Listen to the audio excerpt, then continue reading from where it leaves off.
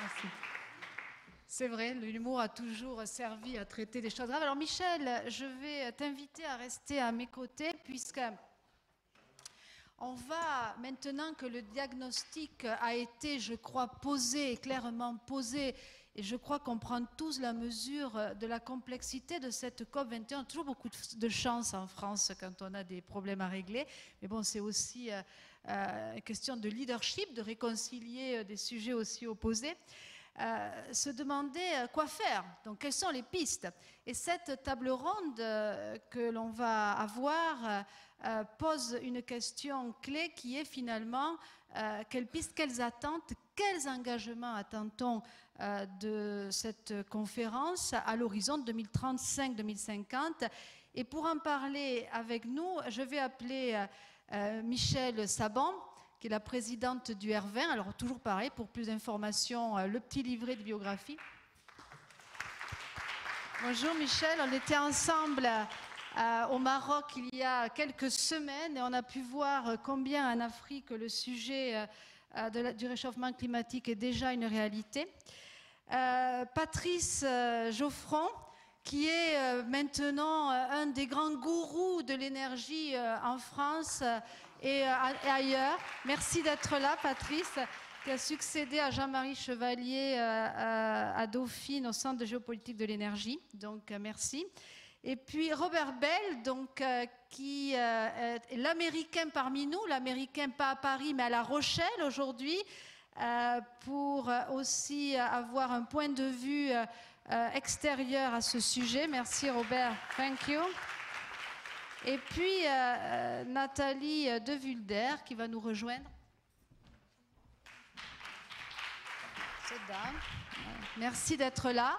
Et donc on va avoir cette opinion des économistes qui, on l'a vu, ont intégré dans leur réflexion, mais nous expliquerons ça certainement mieux que je ne le ferai, cet enjeu qui est au cœur de l'économie aujourd'hui, et je crois que c'est une nouvelle donnée. Mais avant de passer à la table ronde, un mot du gouverneur Schwarzenegger. All right, everyone raise your pens, get ready to sign. The cameras are going to click. 1, 2, 3, sign your action.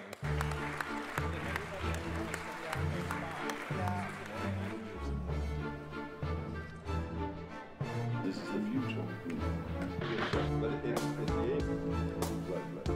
Nous sommes la première génération à prendre conscience de ce phénomène et nous sommes en même temps la dernière génération à pouvoir agir.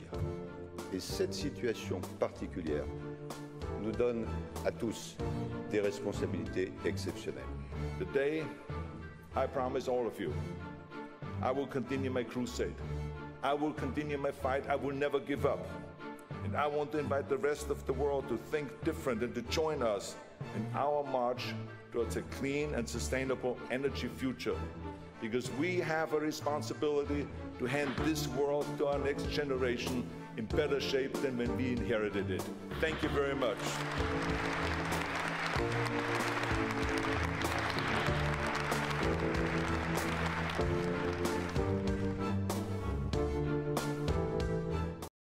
Alors Michel, je vais...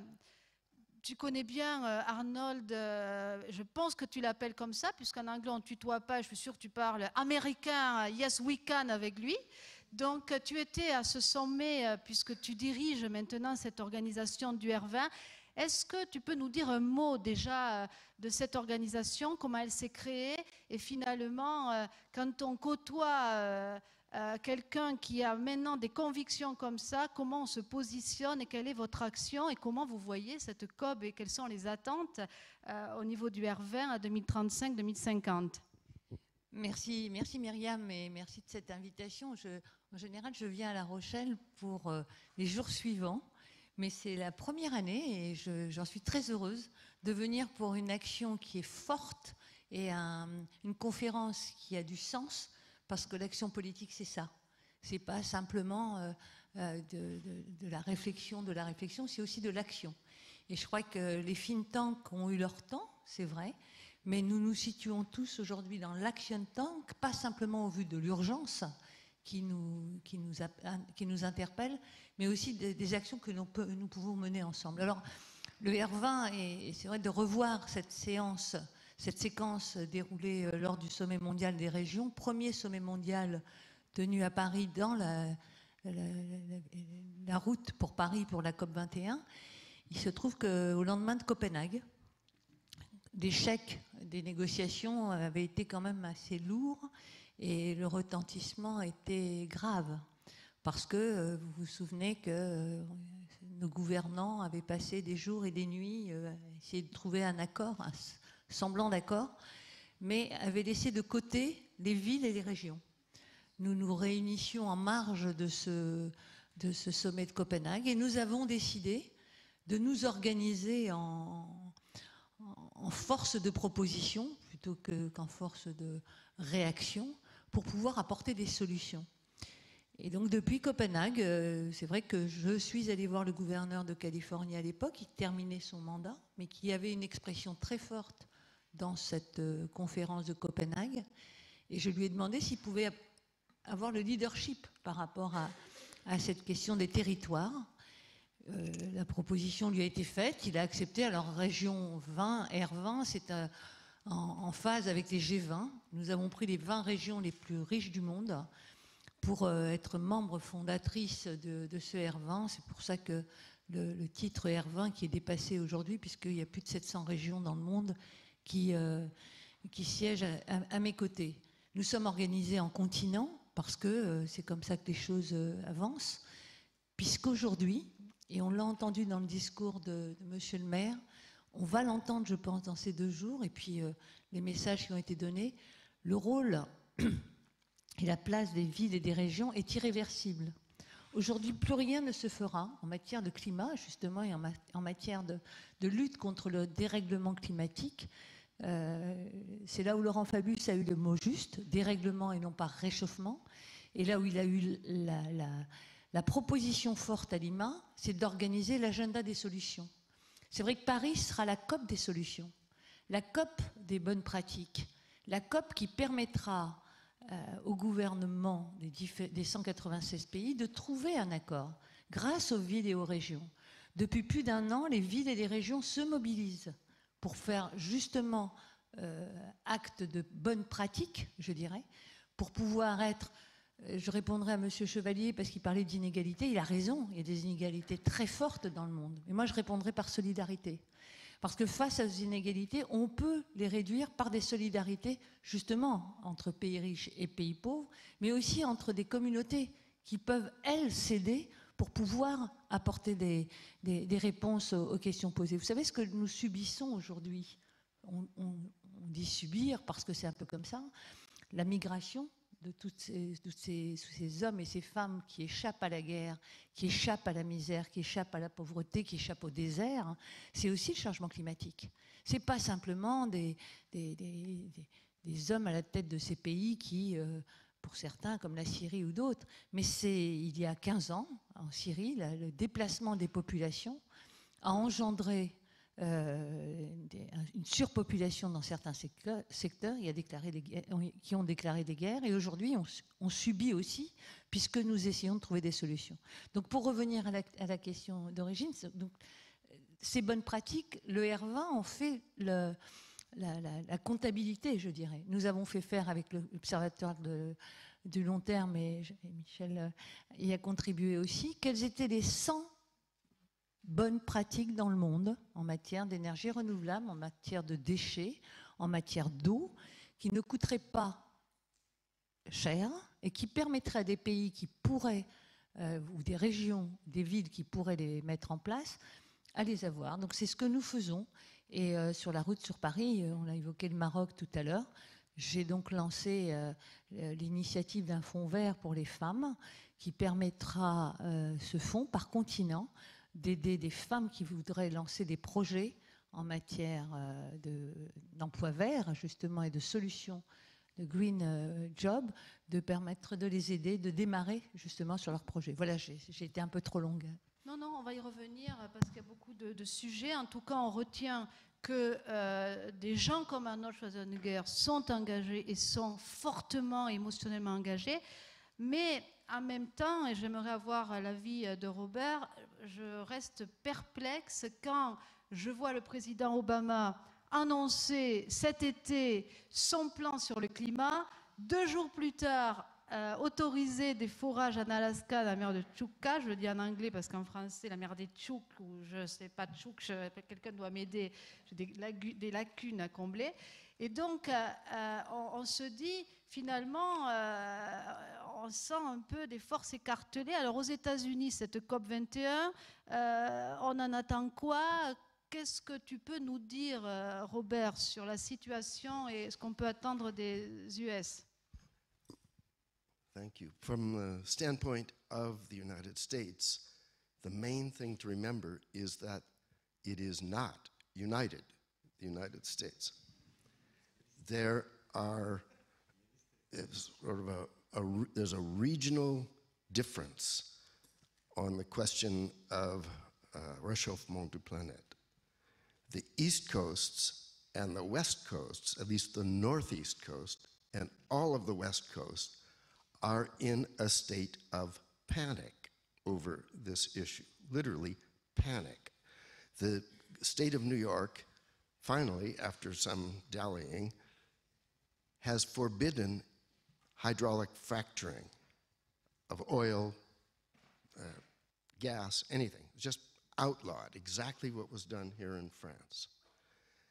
On the other hand, in the southern parts of the United States, anything goes.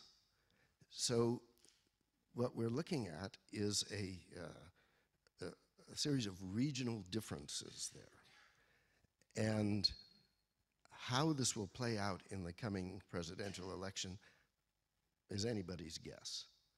But remember that Obama essentially ran in 2008 as a green, basically, promising all kinds of green programs. I actually gave a bunch of speeches around showing his programs and felt like an absolute fool afterwards. I had actually voted for him twice, and if the elections were rerun, those same elections, I'd vote for him again. And because he was always up against Attila the Hun. There was never a choice. He was always up against a terrible opponent, or maybe a good opponent, but in the pocket of really bad people. So there was no choice. It was under Obama that hydraulic fracturing became this massive industry. He did not even hint that that would happen when he was running for office. Not even hinted at it. The Energy Information Agency, U.S. Energy Information Administration, which is a subset of the U.S. Department of Energy, and therefore the head of it is in effect a presidential appointee, or at least with the consent of the president, has put out the massive, it should be called the Energy Disinformation Administration, because they have put out so much bad information on how much shale gas and oil there is. At one point, they said, that agency put out information that California would have as much shale oil as the country of Kuwait has conventional oil. Then they had to give a new revision. They said, well, we made a tiny little mistake on that. We have to revise our estimate by 95%. All right, this was under Obama. Did President Obama fire the guy who was head of that agency? No, nothing. Zero. So it's not at all surprising that we see a fabulous policy, or a pretty good policy, announced by the president one day, and permission to drill north of Alaska the next day. This has characterized the whole administration from the beginning. Is this normal in American politics? Maybe. We just saw Arnold Schwarzenegger. Now, Arnold Schwarzenegger, he's from my home state of California. Well, he's not from there, he's from Austria. I'm from California. But he ran, when he ran for governor, he ran as a superhero, a movie character, right wing. against every environmental issue. He made jokes about it.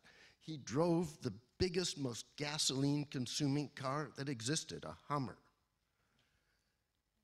After he took on the teachers' union, the syndicat d'enseignants, after he took on the teachers' union and was soundly thrashed in an election, he 100% reversed his position and became the greenest governor in the United States. So maybe we'll see that happen in the United States again. I don't know. Donc ça c'est une bonne nouvelle, on peut changer. On peut Yeah. changer. Yeah. Alors nous, en France, on a probablement des politiques mieux informées puisqu'on a interdit les gaz de schiste, malgré quand même des personnes qui souhaitent toujours les voir venir. Alors Patrice, qui est un spécialiste de tous ces sujets, on voit qu'aux États-Unis, on est unis probablement sur beaucoup de choses, pas sur les enjeux du climat. On voit qu'on est dépassé par des sujets comme le gaz de schiste qui arrive et finalement, il y en a beaucoup plus que prévu. On devient presque sur un malentendu de 95% leader mondial des produits pétroliers à moins d'1 an, puis ça tombe un peu mal à la COP21. On entend la question des réfugiés climatiques qui, d'après les informations du Conseil à Oslo, ont dépassé le nombre de réfugiés liés au conflit, et Dieu sait s'il y en a. Comment les économistes qui regardent l'énergie comme tu le fais avec attention s'y repèrent et qu'est-ce qu'on peut se dire? On peut se dire qu'on peut changer, est-ce qu'on peut se le dire ici aussi, pour 2035-2050? Question embarrassante. Lorsque les universitaires sont embarrassés par une question, au lieu d'y répondre, ils vous font un truc du genre thèse-antithèse. Et c'est ce que je vais m'efforcer de faire avec deux raisons d'espérer et deux raisons non pas de désespérer parce que ça ne sert pas à grand-chose, mais en tout cas d'être en alerte. La première raison d'espérer, c'est qu'à l'abord de la COP21, on peut essayer de mesurer quand même le chemin parcouru par rapport à la COP de Copenhague en 2009. Alors ça ne se mesure pas naturellement dans le mix énergétique mondial qui n'a pas énormément bougé, c'est ce que nous disait Jean-Marie tout à l'heure, mais essayons plutôt, et en tant qu'universitaires, et nous parlons dans un établissement d'enseignement supérieur, on y est naturellement très sensible, essayons de mesurer plutôt le capital humain qui s'est constitué en une demi-douzaine d'années. Donc regardez dans toutes vos entreprises, les institutions auxquelles vous appartenez, et ça nous a été dit tout à l'heure, vos institutions d'enseignement supérieur, les transformations qui se sont opérées en une demi-douzaine d'années. On est en train de constituer un capital fixe qui est l'intelligence de ces questions, qui encore une fois ne se voit pas forcément dans le paysage par des éoliennes, du photovoltaïque ou une modification de nos parcs d'habitation, tout ça va prendre du temps, mais l'intelligence qui s'est constituée a une valeur absolument extraordinaire. Et il faut avoir à l'esprit qu'on est dans une économie de coûts fixes et que dans un premier temps, on investit beaucoup. On investit beaucoup et encore une fois, la manière dont le débat se présente à l'abord de la COP21 de Paris est très différente de ce que pouvait être l'état du débat en 2009. Donc ça, c'est un point qui est un point extrêmement positif, me semble-t-il. Deuxième remarque, moins romantique et plus cynique, il me semble qu'un certain nombre de pays qui vont compter dans l'évolution du progrès technique, ont découvert qu'ils ont un intérêt non pas global mais très local à s'engager dans le changement. Le premier d'entre eux s'appelant la Chine.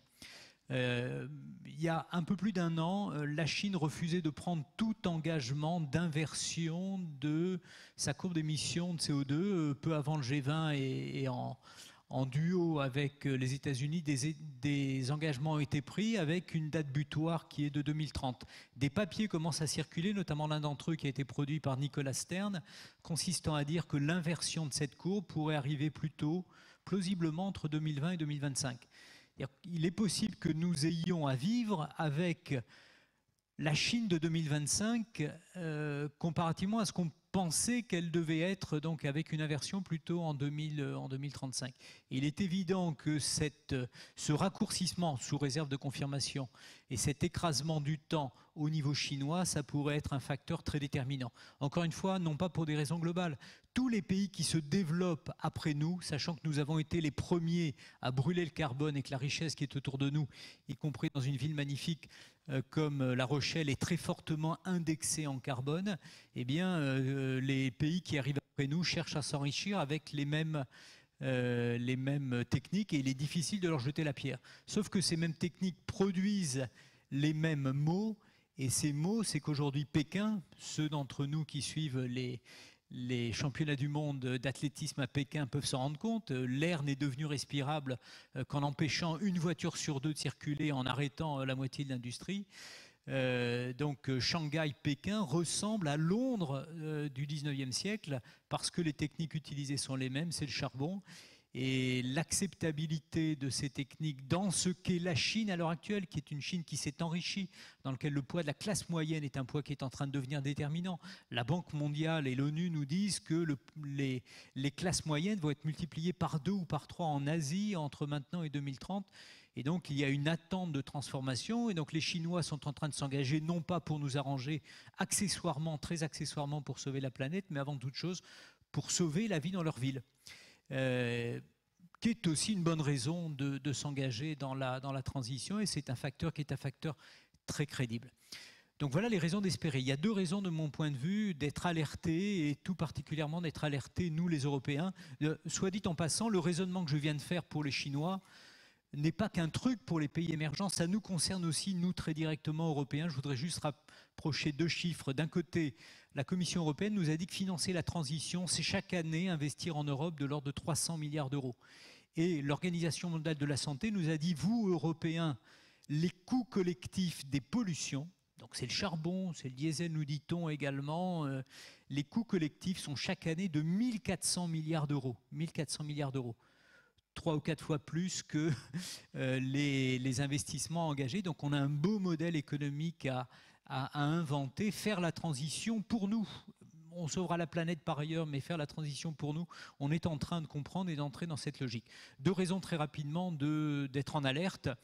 Il se trouve que la crise économique qui avait commencé peu avant la COP de Copenhague, elle n'est pas à son terme, c'est le moins qu'on puisse dire, et les derniers soubresauts doivent nous alerter. Donc ça pose notamment les problèmes qui ont été soulevés par Jean-Marie tout à l'heure. Les responsables, et nous en sommes, ne sont pas en mesure de faire face aux engagements qui étaient les leurs de financer ce fonds à hauteur de 100 milliards de dollars. Donc tout ça est extrêmement problématique. Ce qui est problématique aussi, c'est que les chaos de la globalisation percute également le secteur énergétique et qu'on se retrouve, contrairement à ce qu'on pouvait imaginer, non pas avec des prix du pétrole qui tendent à 150, mais des prix du pétrole qui tendent, on ne sait pas très bien où, mais très très loin de 150. Et donc on se retrouve avec une espèce de schizophrénie, notamment pour un pays comme la France qui s'engage à 2030 à réduire ses consommations d'énergie fossile, c'est-à-dire assez largement du pétrole de 30%, tout en se réjouissant par ailleurs d'avoir un bel effet de levier dans notre croissance avec sans doute une facture énergétique réduite de 20 milliards d'euros du fait. Donc il va falloir qu'on mette de l'ordre dans nos idées. Mettre de l'ordre dans nos idées, les solutions ont déjà été évoquées ici même depuis ce matin, c'est un prix du carbone et il y a une certaine émotion à constater que la représentation nationale, au moment de voter la loi sur la transition, s'est auto-saisie de cette question avec un prix du carbone dans la taxe française qui devrait tendre vers les 100 € à l'horizon de 2030. C'est à peu près le niveau de la Suède et il ne me semble pas que la Suède aille plus mal que nous à l'heure actuelle. Et tout dernier point en guise de conclusion, moi, ce qui me préoccupe, alors moi en tant qu'économiste et beaucoup plus en tant que citoyen européen, c'est finalement l'espèce d'étrange paradoxe dans lequel se trouvent les Européens à l'heure actuelle. Et d'un côté, le jour où on va aller au paradis, pour ceux qui y croient, on aura de bonnes raisons d'avoir peut-être un ticket d'entrée prioritaire parce que nous avons été les premiers dans la décennie 2010 à prendre des engagements, à s'y tenir, etc. Mais on s'y tient comment? On s'y tient comme des Européens, c'est-à-dire qu'on s'y tient comme toutes nos politiques. Les migrations, on les a évoquées, la gestion de notre monnaie commune, etc. C'est-à-dire qu'on s'y tient de manière fragmentée.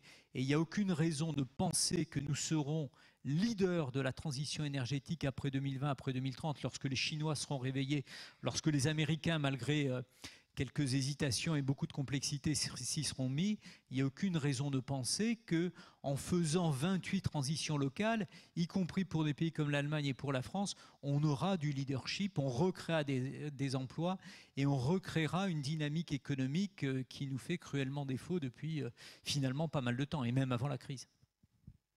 Merci. Je n'ai pas répondu à ta question, mais je... Non, si, tout à fait. En fait, moi, j'adore quand tu commences par des raisons d'espérer, parce que je crois que face à des dilemmes de pareil, c'est important qu'on mette de l'énergie positive et que justement, on voit ce qu'on retient. Après, on voit comment régler les autres problèmes. Alors, Nathalie de Vulder, donc vous êtes maintenant la patronne du développement durable chez RTE, donc une double casquette, développement durable et aujourd'hui responsabilité sociétale des entreprises, dans une entreprise qui n'est pas neutre, et d'ailleurs c'est intéressant de voir le rôle des entreprises dans le secteur énergie versus celles qui ne sont pas dans le secteur énergie, qui aussi s'engagent.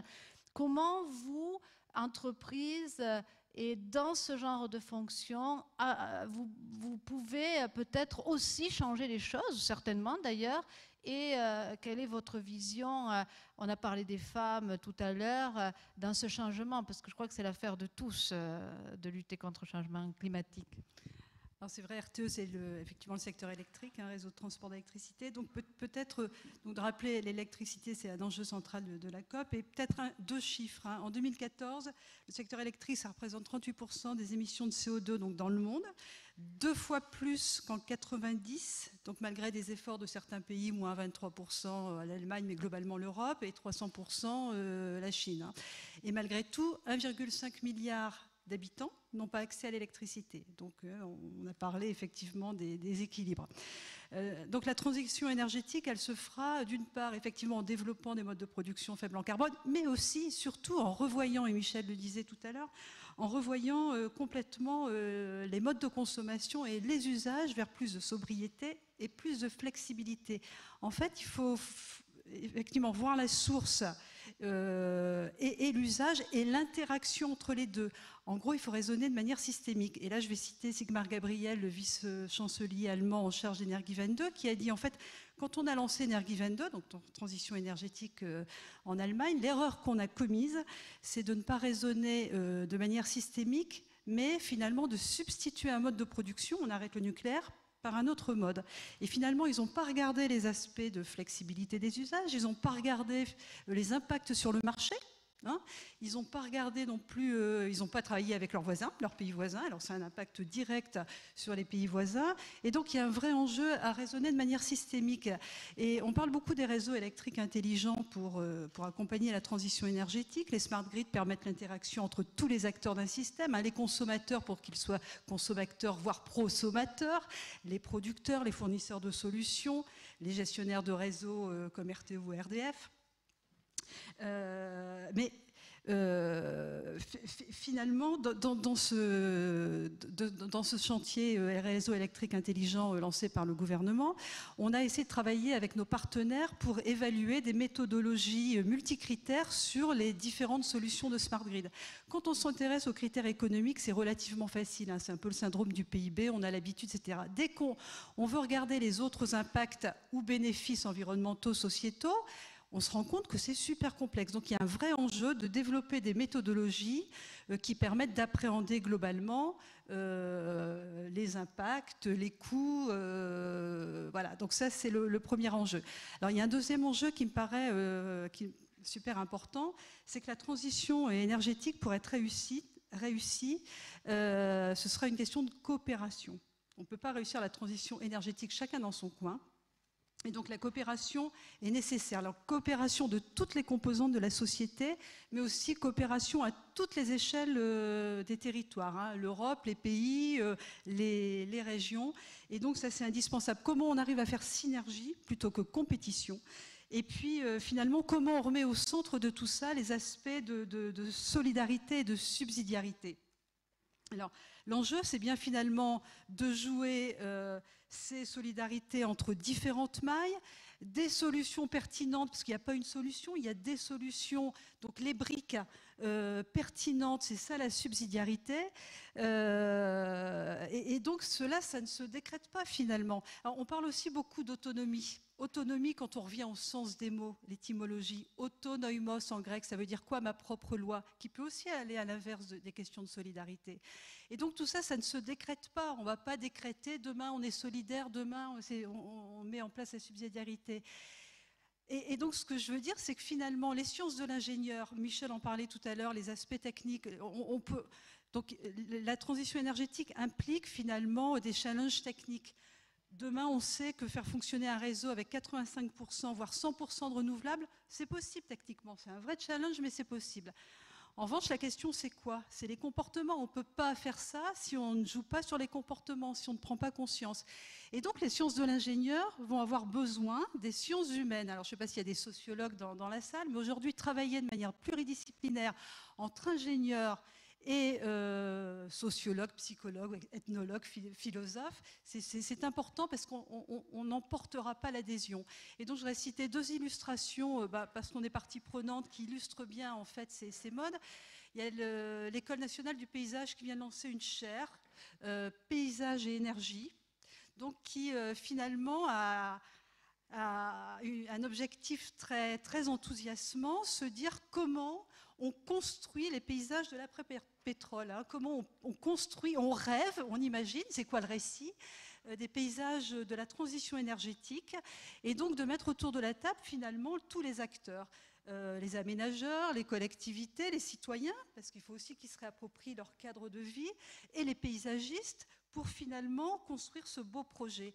Et puis un autre sujet, on travaille sur un projet européen, donc financé par la Commission européenne, sur la question de mieux comprendre les mécanismes d'opposition et d'adhésion des citoyens, et donc comment construire des outils de codécision. Et là, c'est pareil, on travaille avec les ONG, des gestionnaires de réseau, la communauté scientifique, c'est comment à un moment donné, on agrège finalement des visions pluridisciplinaires.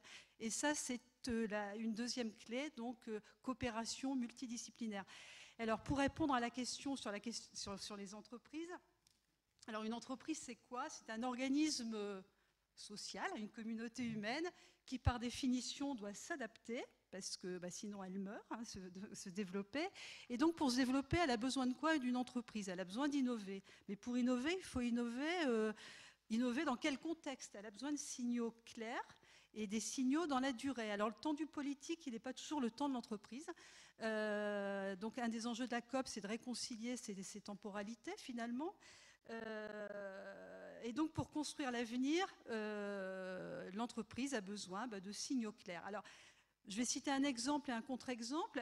Un exemple qui me paraît vraiment très intéressant, c'est à un moment donné, l'Europe dit cap 3x20.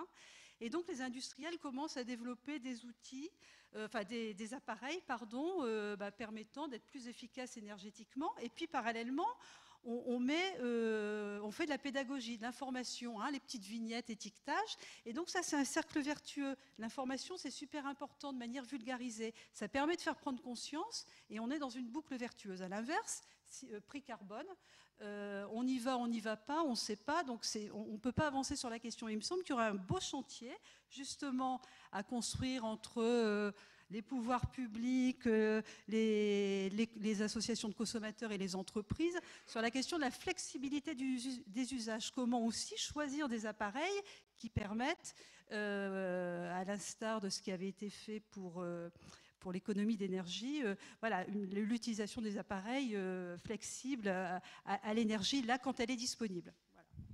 Merci. Alors, je crois que là, on se rend compte que l'aspect psychologique et citoyen est tout aussi important que les hard science. Et j'avais une question pour toi, Michel. Je crois qu'on est clair aujourd'hui, seul on va vite, ensemble on va loin. C'est un peu le logo qu'on a retenu pour les universités. Vous avez formulé ça autrement, mais on est en ligne. On a beaucoup parlé, et c'est un peu à contre-poil, je dirais, aujourd'hui, de l'Union, de l'Europe de l'énergie. Je pense qu'on doit passer à l'Europe de l'efficacité énergétique. Est-ce que c'est possible? Comment on s'y retrouve? Tu parlais de rendre les choses un peu plus simples entre les nouvelles entités issues de la déréglementation, RDF, EDF, RTE, les réseaux européens. Donc les réseaux européens, est-ce que ça va permettre finalement une Europe de l'efficacité énergétique et peut-être des politiques plus coordonnées entre les différents pays européens qui aujourd'hui sur l'énergie sont très fragmentés? Qu'est-ce que tu en attends? Est-ce que ça peut être une partie de la solution? Merci Myriam. Oui, effectivement, les mots-clés, ils ont été prononcés. C'est les mots efficacité, c'est les mots développement des ENR, donc des énergies décarbonées. Et c'est vrai que de mon point de vue, sur le nucléaire, je pense qu'on a une énergie décarbonée en France et la transition douce qui est amorcée va dans le bon sens, puisque profiter du bénéfice compétitif du nucléaire, tant qu'on a un nucléaire sûr, contrôlé, maîtrisé, fait partie des atouts de compétitivité dans un pays et dans une période de crise. Et puis, mot-clé, les réseaux. Alors les réseaux, ils sont par nature intelligents. On n'a pas attendu 2008, 2009, M. Rifkin. L'intelligence, elle est embarquée dans toute une série d'automatismes. Pour mémoire, depuis une dizaine d'années, on a sur le réseau moyenne tension mis 100 000 automates qui permettent aujourd'hui de rétablir, quand il y a eu des coups de vent là, cette semaine, vous en êtes quasiment pas rendu compte parce que les automates de fonctionnement installés sur le réseau de EDF ont permis de rétablir, de passer par d'autres endroits pour arriver à votre domicile. Tout ça, c'est déjà de l'intelligence, c'est du pilotage à distance, maîtrisé. Et on l'oublie trop souvent. C'est-à-dire qu'on a l'impression parfois, à lire certains experts du domaine de l'énergie, que finalement Internet va arriver et que le vieux monde était les réseaux, et puis il y a le nouveau monde qui fait qu'on aura l'électricité par Internet. Je suis désolé, la rupture, je ne l'ai pas encore vue, et pour moi, on aura encore pendant quelques temps un système qui va fonctionner avec des infrastructures qu'il faudra rendre plus intelligentes, qu'il faudra numériser. Faut-il pour autant les ubériser? J'aurai quelques réserves. On est dans un sujet européen. Pourquoi? Parce que l'interconnexion des réseaux, elle est européenne par construction. Les premières lignes entre la France et l'Espagne, pas très loin de l'Espagne, à La Rochelle, on se rapproche, elles datent des années 10-20. France-Suisse, pareil. Et donc tout ça, c'est de la solidarité entre les pays. Et plus on aura de renouvelables en Europe, ce qui est le sens de l'histoire, plus il faudra de réseaux. Alors là, vous allez me dire, mais attendez, mais non, les renouvelables, c'est chez moi, c'est mon éolienne, mon panneau, et puis je vis en autonomie, voire en autarcie. Et bien, c'est là où il y a un peu un contresens qu'il ne faut pas trop développer. Le développement des renouvelables, si on veut que le solaire, le photovoltaïque, l'éolien trouvent une dimension compétitive, une dimension de marché, suppose un échange. Et puis tout simplement parce qu'il y aura des complémentarités. Il y aura des moments où la Charente-Maritime aura du soleil et du vent, et d'autres moments où le département à côté n'en aura pas. Et si vous avez une vision localiste du sujet des renouvelables, vous n'aurez pas une dimension qui marchera en termes de technique. Et puis aussi parce que tout ça, c'est une vraie histoire de solidarité. C'est pas un hasard si l'essor des interconnexions est arrivé à peu près au même moment où les Saint-Simoniens commençaient à réfléchir à des grandes politiques. Jacques Percebois, qui est présent, a écrit un livre là-dessus sur l'historique des réseaux de transport. On a une histoire du partage de la solidarité dans la pratique des réseaux, mais qui va s'accentuer. La part des renouvelables, ça n'est pas des moyens purement locaux utilisés à usage local, ça va être des initiatives locales, mais qu'on devra aussi penser à travers leur complémentarité départementale, régionale, nationale, européenne, et à travers ce partage. Et c'est là où il y a un peu une ambiguïté. La part du local, du bottom-up va être croissante, mais pour autant, si on considère que c'est l'autonomie elle seule qui va guider les choix, on fait un contresens majeur. Contresens en termes d'investissement et contresens en termes d'interprétation. Aujourd'hui, il y a 350 000 sites photovoltaïques raccordés au réseau de distribution. On a en 10 ans créé l'équivalent, à travers ces 350 000 sites, de 11 centrales EPR. Cette histoire-là n'a pas été racontée, et pourtant, il a fallu que notre réseau devienne petit à petit un réseau de collecte tout autant qu'un réseau de distribution. Aujourd'hui, nous injectons, nous ramenons l'électricité, nous la renvoyons parfois, et souvent d'ailleurs, vers RTE, et ça c'est une fonction d'adaptation du réseau. Le réseau de distribution a su générer ces mutations. Alors avec le concours, l'aide, la dimension critique de Patrice, j'ai remis au président de la République le 13 février un rapport sur le sujet, où, militant européen convaincu que je suis, je pense qu'on a là un enjeu de politique industrielle européenne.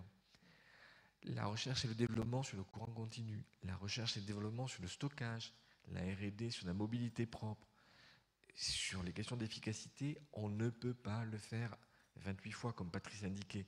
Il faut avoir de l'ambition. Quand le président Obama, cher Robert, a été élu tu rappelais tout à l'heure en octobre 2008, une des premières mesures, il a réuni à la Maison-Blanche les industriels de l'énergie et des télécoms, plus la commission de normalisation américaine, et il a dit à toutes les personnalités, je veux que les États-Unis soient leaders sur les smart grids. Obama asked people to have United States being a leader on smart grids. Yeah, because he's convinced. In 2008. Yes, but for the pleasure of Europe. Robert, je traduis pour tout le monde, dit que ça n'a pas été le cas, que c'était un propos de séance. Mais il y avait une ambition politique. Et c'est vrai qu'aujourd'hui en Europe, on ne voit pas se lever une femme, un homme portant autour de cette mutation écologique, énergétique, un discours fort. On a eu dans l'histoire de l'Europe des leaders importants qui ont su à des moments clés avoir une parole forte. Moi, je suis très étonné, Myriam. On travaille sur la COP 21. Est-ce que vous pouvez me rappeler une prise de position de l'Union européenne à 100 jours de la COP dans les semaines passées? On peut espérer qu'on aura peut-être un conseil des ministres de l'énergie, peut-être octobre, novembre, juste à temps. C'est quand même un vrai sujet politique, quelles que soient nos sensibilités aux uns et aux autres. Tu es en train de me convaincre d'ajouter un 7e E, la European Energy Efficiency Environment and Territories. C'est une bonne idée à creuser, ça. Alors, je profite pour faire un petit coucou à Christian Deconey qui ne peut pas être parmi nous aujourd'hui parce qu'il a eu un accident, donc il est coincé devant son prompt, enfin en tout cas il y a son écran, on lui souhaite des bons vœux de rétablissement. Il nous aurait parlé des certificats d'économie d'énergie et en général des politiques destinées, disons, de fiscalité innovante, destinées à promouvoir des nouveaux comportements. Bon, il n'est pas là, mais on pense très fort à ces certificats blancs, ces white certificates. Mais vous avez parlé, Jean-Marie Chevalier a fait allusion à la taxe carbone. Est-ce que c'est la taxe miracle, Robert et Patrice? Quelques mots sur la taxe, parce qu'on dit beaucoup, cette taxe carbone. Vous êtes d'accord avec ce qu'a dit Jean-Marie? Okay. I probably disagree with almost everybody in the room on this topic. I do not think that we need a price on carbon, period. I think that is the biggest single mistake that has been made by those people who are trying to save the climate since the beginning of the story. It goes back to probably, in my view, a misconception, which was a noble misconception, but it's something that doesn't work. The polluter pays. The polluter doesn't want to pay. We need a system where people want to make the change, not a system where we are constantly saying, you are going to eat your spinach. I will propose that system this afternoon, but I'll tell you right now what it is in one sentence. We need to tax shelter all investment in renewable energy. That will cause a tsunami of money to pour into it. We do not need to punish carbon. If you look at the major transitions from steamships across the Atlantic to airplanes, it wasn't because we torpedoed steamships. It wasn't because we put a massive tax on steamships. It was because somebody invested in airplanes and took a chance on it. That's how that happened. We didn't electrocute people who were using landlines. People wanted cell phones. They even paid more for cell phones, which, by the way, indicates we don't need a price signal. One more thing on this. The shale industry invested billions, hundreds of billions of dollars in the United States on shale gas and shale oil, knowing perfectly well that it was massively unprofitable when they did it. And just saying, oh, well, technology will bring down the price or the market will go up. How did they figure on what the price of gas would be? I'll show you how they did it. Like that, boom. They just made it up. They used garbage in, garbage out models. And the proof of that is the bankruptcy of so many shale gas companies and shale oil companies. Nearly all of the medium-sized and small ones are gone. All right, if you want a carbon tax, it's got to be big, way bigger than anybody's talked about. Not 100 euros a barrel, 100 euros a ton. To get a ton of carbon in the air, you need to burn 3 barrels of oil. So you have a 100 euro tax on carbon. That's 33 euros on oil, say $33. It's easier for me to calculate that. Look at the price of oil today. Today, it's $43, $44, $43 Brent oil, North Sea oil. Add 33 to that, $76. Did that discourage consumption of oil the last time the world came collapsing through that price? No. All right, that's all I have Je to say. rappelle, Robert est un spécialiste de la problématique du positionnement des prix, donc une intervention qu'il a eue l'an dernier, puisqu'évidemment, vous savez qu'un litre de gasoil à la pompe, c'est moins cher qu'un litre d'eau, le reste sont des taxes. Donc, Patrice, qui est quand même là-dessus, quelle est ton opinion? Alors, je pense qu'il faut avoir la taxe carbone très humble. Et moi, mon point de vue ne consiste pas à dire qu'on pourrait rapidement converger vers ce que certains souhaitent, et théoriquement ça me paraît une idée intéressante, mais pratiquement difficilement faisable, c'est-à-dire avoir un prix unique du carbone au niveau mondial. On l'aura après 2050, c'est-à-dire trop tard. Donc, en revanche, je dois rappeler que dans ce contexte de la COP21, les signaux de prix sont utiles, qu'il ne faut pas s'en priver. Ça me paraît un signal, une contribution utile au débat que de remettre cette question du prix du carbone dans le périmètre de la COP. Mais laissons ça de côté. Je parlais d'humilité par rapport à la taxe carbone. Le point que j'ai fait observer, c'est que nous avons différentes expériences en Europe, notamment les Suédois. Et de manière générale, les Scandinaves ont anticipé ce phénomène. Et dès les années 90, à un moment où c'était plus facile que maintenant, ont mis progressivement en place des systèmes de taxe carbone. J'évoquais celui qui est en vigueur en Suède. On doit être aux alentours de 100 à 120 euros la tonne. En contrepartie de diminution des charges sociales. Et c'est quand même, lorsqu'on ne produit pas chez soi d'énergie fossile, c'est pas totalement idiot de dire je vais taxer un truc que je ne produis pas et comparativement je vais alléger, c'est ce qu'on appelle théoriquement la question du double dividende, je vais alléger un certain nombre de charges qui vont dans la compétitivité internationale conforter la dynamique économique de mes entreprises. Et ce serait, à contrario, assez paradoxal de dire, par exemple pour un pays comme la France, qui encore une fois a des ambitions gravées dans la loi depuis juillet en matière de transition énergétique, de dire, pour que nous ayons un prix interne à la pompe qui soit cohérent avec nos ambitions, il faut laisser la main aux Saoudiens et faire en sorte que les Saoudiens nous placent le prix du baril au bon niveau. Donc il me semble qu'il faut faire preuve de créativité. À une époque, il y en avait, il était question de taxes flottantes qui variaient en fonction du prix du baril. Il me semble qu'il y a des choses à réfléchir dans ce domaine. Merci. Alors, on aura l'occasion d'y revenir, puisqu'évidemment, il y a d'autres interventions autour de ces sujets cet après-midi.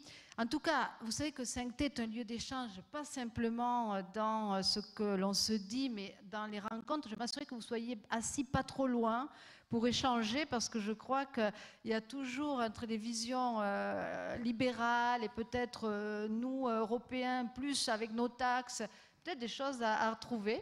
Et je voulais juste revenir sur un point, il nous reste quelques minutes pour clôturer la table ronde, qui est quand même, et je crois que c'est important parce qu'on passera aux solutions dans l'après-midi, demain, de revenir sur, on a parlé du rôle des entreprises, des politiques publiques, des élus, tout le monde a un rôle à jouer, des citoyens, sur un sujet dont je ne parle pas souvent en général, mais qui est le fait qu'il y a certainement un rôle à jouer par les hommes et par les femmes.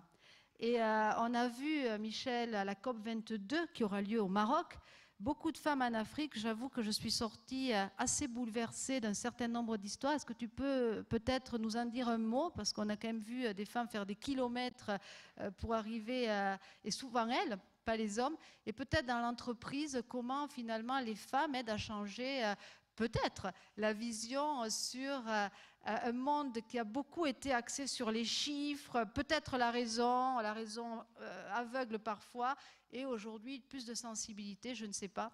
Mesdames. Alors, tout d'abord, je voudrais dire, pendant quelques minutes, à vous entendre mes collègues de table ronde, je me disais, est-ce que je suis dans la bonne table ronde ?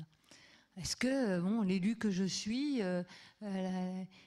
la présidente de ces régions qui sont dans l'action, puisque le rôle de l'élu, c'est d'actionner, d'être dans le... Quelle est ma place dans cette table ronde ? Puis au fur et à mesure, c'est exactement ce que fait le R20. Nous avons, dans cette ONG, notre rôle, c'est de mettre en place, en participation, je dirais, les régions, ce qui décident, les décideurs, les entreprises et les experts. Quand nous sommes interpellés par une région dans le monde, je vais citer Oran en Algérie par exemple, qui a besoin d'une expertise sur les déchets, parce que la question des déchets est quelque chose qui aujourd'hui est urgente, des solutions urgentes doivent être mises en place. Nous faisons venir des experts qui font une analyse de la situation. Les entreprises qui travaillent dans ce domaine-là nous aident à apporter des solutions innovantes, et pas des solutions du moment, mais des solutions qui durent dans le temps à 10 ans, et les investisseurs qui permettent, eux, de réaliser le projet. Alors on va me dire, mais attendez, en France, les PPP, c'est pas très bien vu, mais justement, nous donnons un exemple tout à fait différent, puisque que ce soit en Afrique du Nord ou en Chine, puisque vous évoquiez la Chine tout à l'heure, nous y sommes très implantés, puisque nous venons d'ouvrir notre bureau à Shanghai, et ça, c'est une dimension nouvelle de notre action, c'est de dire les élus sont aussi avec les entreprises, les élus doivent être aussi avec les experts, et quand j'entends monsieur Robert Bell, que j'ai vu à Washington dans un meeting à l'ambassade de France, notamment sur une des premières réunions sur la COP21 à Washington, vous aviez déjà le même propos, et à ce moment-là, beaucoup d'hommes et de femmes présents, ambassadeurs de différents pays, alertés en disant il faut suivre ce que vous préconisiez à l'époque. Je crois que notre rôle d'élu est là. Alors sur les femmes, je pense que j'ai pris un peu trop de temps à vous interpeller, parce que c'est vrai que je me suis posé la question quelques secondes, ça n'a pas été trop long. Sur les femmes, je pense qu'on a tort de ne pas prendre en compte ce qui se passe dans le monde au niveau des femmes. Alors le discours de dire 53% de la population de la planète est représentée par des femmes. Mais aujourd'hui, les filles, les petites filles, ont besoin de formation et d'éducation beaucoup plus fortement qu'elles en avaient le droit il y a quelques années encore. Moi, depuis tout à l'heure, on n'a pas parlé d'éducation et de formation, mais vous en parlerez tout à l'heure dans les tables rondes, j'en suis sûre. Mais aujourd'hui, on s'en est rendu compte. Et l'Afrique, parce qu'on voit plutôt la Chine, sur l'évolution de la Chine, mais l'Afrique sera un des continents par lequel les femmes auront donné une nouvelle dimension, et notamment par tout ce qui touche aux emplois liés au climat, et notamment au dérèglement climatique. Parce qu'elles ont... comment dire, c'est un philosophe grec qui disait que quand une femme mettait au monde un garçon, elle en faisait un homme. Et quand elle mettait une femme au monde, elle créait un peuple. Une fille au monde, elle créait un peuple. Et je crois que ça résume bien ce que je voulais dire sur l'Afrique. Merci Michel. Nathalie, le mot de la fin. Après, on va se retrouver, on a du temps pour parler entre nous, parce que c'est très riche, et on est là pour 2 jours, vous comprenez pourquoi c'est 2 jours. Nathalie, sur... C'est vrai que le monde de l'entreprise est assez conservateur. Dans le monde de l'énergie, il y a beaucoup d'ingénieurs. Donc aujourd'hui, quand vous voyez le taux de femmes qui sortent des écoles d'ingénieurs, c'est difficile de recruter des femmes à des postes d'ingénieurs. Pour autant, il y a une vraie volonté, mais donc... c'est au-delà des entreprises, c'est aussi finalement les représentations. Et d'ailleurs, souvent, à des postes de responsabilité, certaines femmes se censurent elles-mêmes en se disant est-ce que ça va être compatible? Donc il y a encore aussi des ruptures dans les modes de représentation qui doit interroger toute la société. Merci à tous. Timing respecté, mixité, parité respectée. Et puis, merci pour cette sagesse et la densité d'informations. Bravo. Merci. Alors avant de se rejoindre pour la cafétéria, j'ai une surprise, non, ne bougez pas. Alors,